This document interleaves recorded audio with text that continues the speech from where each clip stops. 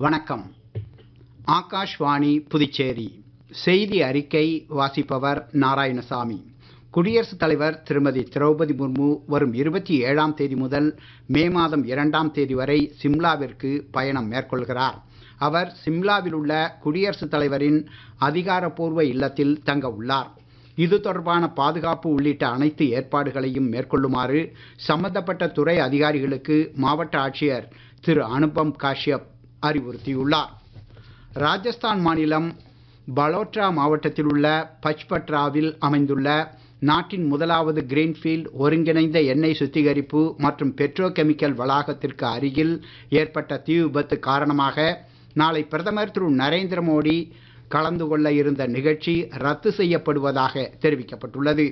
இந்த தீ விபத்து முழுமையாக கட்டுப்பாட்டிற்குள் கொண்டு வரப்பட்டுள்ளதாகவும் எவ்வித உயிரிழப்புகளும் ஏற்படவில்லை என்றும் மத்திய பெட்ரோலியம் மற்றும் இயற்கை எரிவாயு அமைச்சகம் தெரிவித்துள்ளது. விபத்திற்கான காரணங்களை கண்டறியவும் தேவையான சீரமைப்பு நடவடிக்கைகளை மேற்கொள்ளவும் விசாரணை தொடங்கப்பட்டுள்ளதாக அமைச்சகம் கூறியுள்ளது. இந்த திறப்பு விழா நடைபெறும் மாற்று தேதி பின்னர் அறிவிக்கப்படும் என தெரிவிக்கப்பட்டுள்ளது. ஜம்மு காஷ்மீரின் உதம்பூர் மாவட்டத்தில் இன்று பயணிகள் பேருந்து ஒன்று மலையிலிருந்து உருண்டு விழுந்ததில் 21 பேர் உயிரிழந்தனர். மேலும் 61 பேர் காயமடைந்துள்ளனர். விபத்து நடந்த இடத்திலிருந்து பலர் சிகிச்சைக்காக மருத்துவமனையில் அனுமதிக்கப்பட்டுள்ளனர். இவர்களில் சிலரின் உடல்நிலை கவலைக்கிடமாக இருப்பதாக கூறப்படுகிறது. குடியரசுத் தலைவர் திருமதி திரௌபதி முர்மு, பிரதமர் திரு நரேந்திர மோடி, அம்மாநில துணைநிலை ஆளுநர் திரு மனோஜ் சின்ஹா, மத்திய அமைச்சர் டாக்டர் ஜிதேந்திர சிங், முதலமைச்சர் திரு உமர் அப்துல்லா ஆகியோர் ஆழ்ந்த இரங்கலை தெரிவித்துள்ளனர்.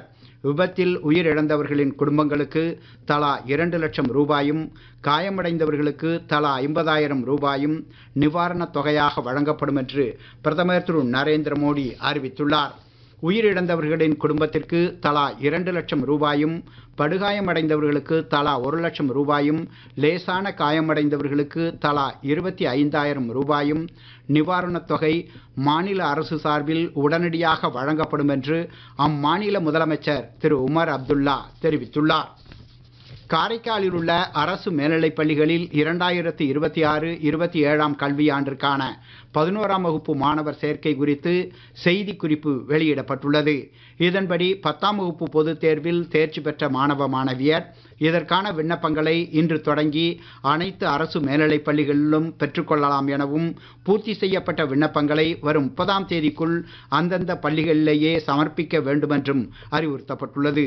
மேலும் அரசு உதவி பெறும் மற்றும் தனியார் பள்ளி மாணவர்களுக்கு அவர்களின் மாநில கல்வி வாரிய தேர்வு முடிவுகள் வெளியான பிறகு சேர்க்கை குறித்த அறிவிப்பு வெளியாகும் என தெரிவிக்கப்பட்டுள்ளது.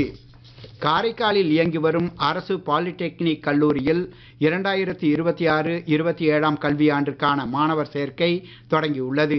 Civil, mechanical, electrical, electronics, information technology மற்றும் கம்ப்யூட்டர் இன்ஜினியரிங் போன்ற பல்வேறு பட்டய பாடப்பிரிவுகள் வழங்கப்படுகின்றன.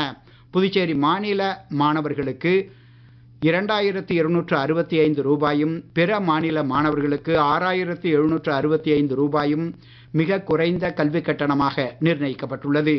அரசு உதவித்தொகை, இலவச பேருந்து, தரமான ஆய்வகங்கள் மற்றும் 100% வேலைவாய்ப்பு வழிகாட்டுதல் போன்ற சிறப்பு அம்சங்களை கொண்ட இந்த கல்லூரியில் விண்ணப்பிக்க விரும்புவோர் 2ஆம் ஆண்டு நேரடி சேர்க்கைக்கு ஜூன் 5ஆம் தேதிக்குள்ளும், 1ஆம் ஆண்டு சேர்க்கைக்கு ஜூன் 30ஆம் தேதிக்குள்ளும் விண்ணப்பிக்க வேண்டுமெனவும், கூடுதல் விவரங்களுக்கு 043682655521 என்ற எண்ணை தொடர்பு கொள்ளலாம் எனவும் கல்லூரியின் முதல்வர் முனைவர் சந்தனசாமி தெரிவித்துள்ளார். வடக்கு ஜப்பானிய கடல் பகுதியில் இன்று மாலை 4:53 மணி அளவில் 7.7 ரிக்டர் அளவிலான சக்தி வாய்ந்த நிலநடுக்கம் ஏற்பட்டதாக ஜப்பான் வானிலை ஆய்வு மையம் தெரிவித்துள்ளது.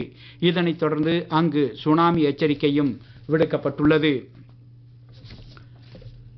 IPL T20 கிரிக்கெட் போட்டித் தொடரில் அகமதாபாத்தில் தற்போது நடைபெற்று வரும் ஆட்டத்தில் டாஸ் வென்ற குஜராத் அணியால் முதலில் ஆட பணிக்கப்பட்ட மும்பை அணி சற்று முன் வரை 12 ஓவர்களில் 3 விக்கெட் இழப்பிற்கு 95 ரன்